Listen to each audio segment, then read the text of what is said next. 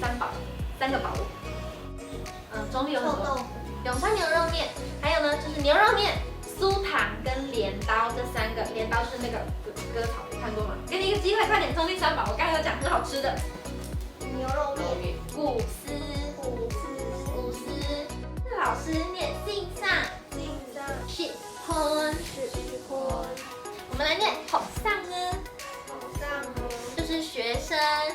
小街是这条河，其实它就像我们的妈妈，然后是你们爸爸妈妈那个年代，然后大考还是去玩，可能大考考完了，他们就会去钓鱼啊之类的。所以每次山鱼回来啊，都会有很多的鱼可以吃。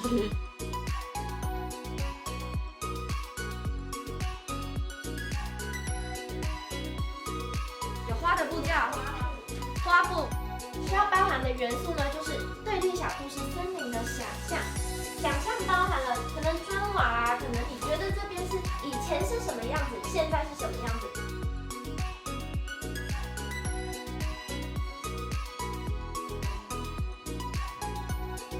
G 店，1、2、3 ，G 店。最后一层呢，它承载着很多人的回忆。Really，1、2、3 ，Really。所以我们今天呢，要对这个老板娘或是老板做一个访问，问他们从什么时候开的啊？他们为什么要开这个糖果店呢？这家店其实已经70年了，很久啦，70年开在这边。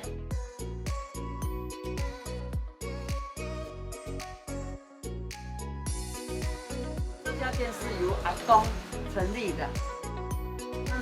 那个时候是阿公很辛苦，他刚开始的时候是到台北去批发糖果，这个店呢不晓得要取什么名字。他说那你就很有信用的人嘛，那你就用有信的名字啊。